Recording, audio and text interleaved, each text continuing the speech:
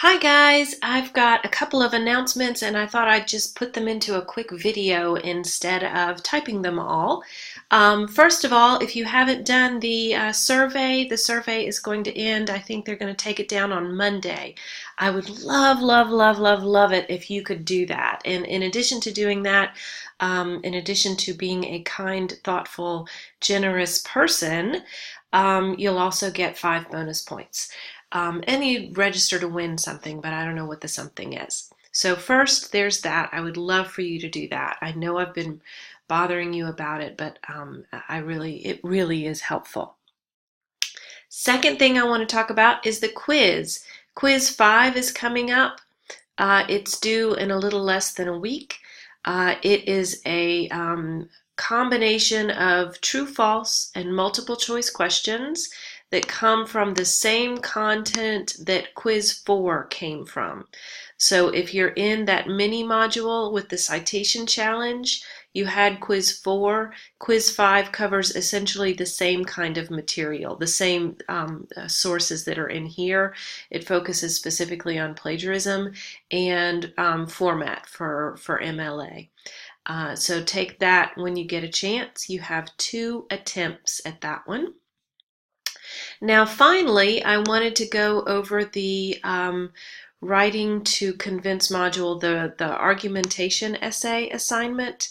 Remember, this is a little bit longer. It's a 600 to 800 word essay. You've been doing 4 to 6.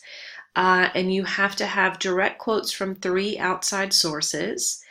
And all 3 outside sources must be credible sources, and 1 must be peer-reviewed.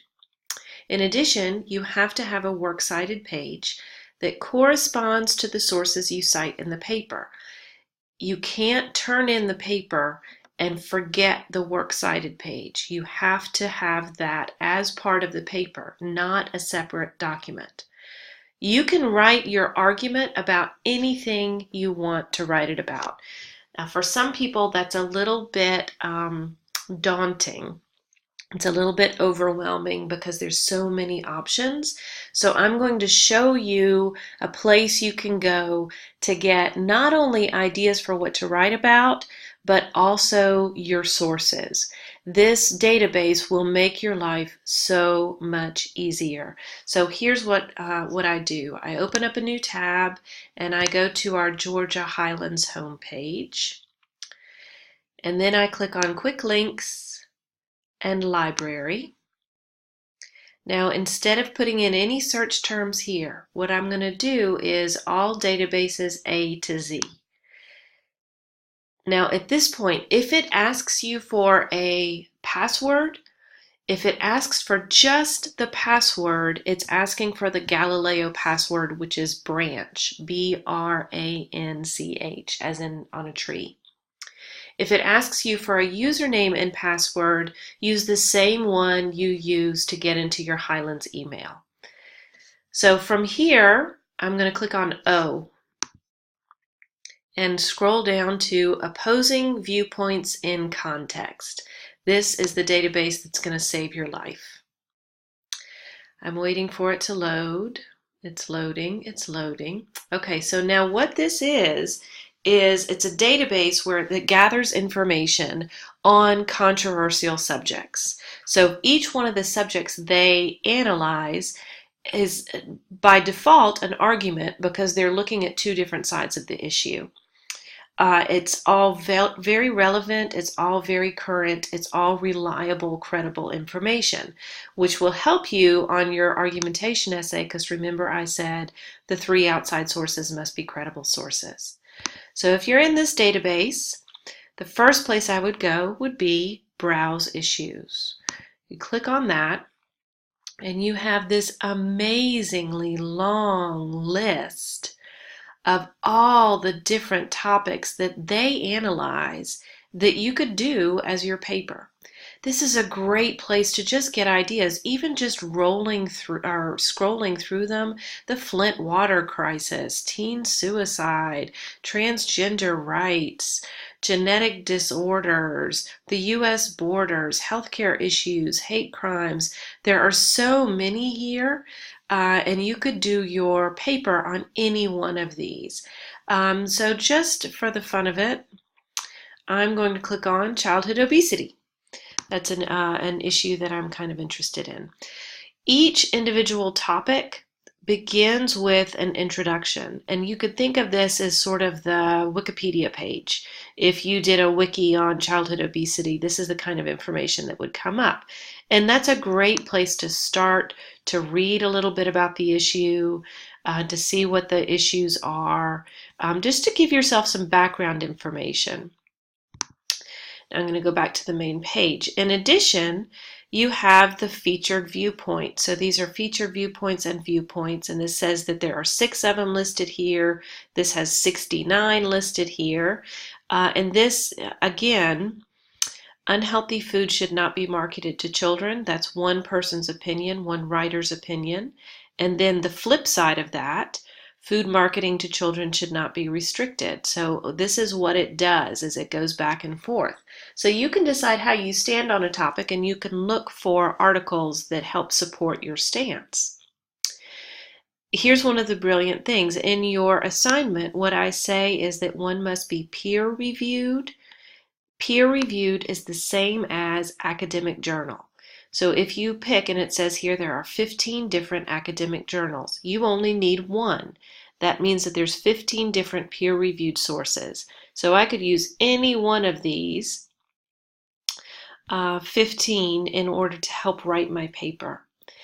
If I feel like I need some facts and statistics and some numbers, I can pull from there. If I feel like I need a story about a recent news article, I can pull from there. I can use audio or video. You can cite both of those, either one of those in your paper. Now about the citations, let's say for example that I wanted to do this. This article looks really interesting to me. It's called The Deep Fried South, a literary analysis of nutritional knowledge of students and adults in Alabama. So what that means is that researchers looked at studies that showed how much students in Alabama knew about nutrition. Other people did the studies, and then researchers came and looked at those studies to see if they could find any trends. And here's an abstract. Now let's pretend that I love this article and I want to use a quote from it. And of course I need a citation. So what I'm going to do is I always begin by opening a Word document. I always just have that up in the background. And then I go to Citation Tools. Look at that. Isn't that awesome? And it has MLA 8th edition. All I'm going to do is copy and paste. Copy, paste. Look at that. It's beautiful, right? Now what I need to do is make sure all of the information is there. That's great. I need to make sure that it's formatted correctly. So that's going to be double spaced. And it's also going to be with a hanging indent. You can do that by coming up to Format, Paragraph, under Indentation Special, Hanging. And it'll do the hanging indent. And there. So in addition to having this article, I also have my entry for my Works Cited page completely done. Now let's pretend like, I'm at work. Maybe you're at work right now and this is on your lunch break. You don't have time to read this whole article, but you want to come back to it later. Don't save the URL. Don't copy and paste that because you won't be able to get back to it again. Instead, email it to yourself. So you can email it to your personal email. It doesn't matter what it is. But that way you can spend maybe 30 minutes or so trying to find all your sources and just emailing them all to yourself if there's any possibility you might use it. And then when you're in the privacy of your own home and you're wearing your pajamas and you're comfortable and it's quiet, you can go through, sort through your email, decide what you're actually going to use. You'll be able to get back to the original article and use the citation tools. So I think that, again, this is just a really, really helpful way to do it.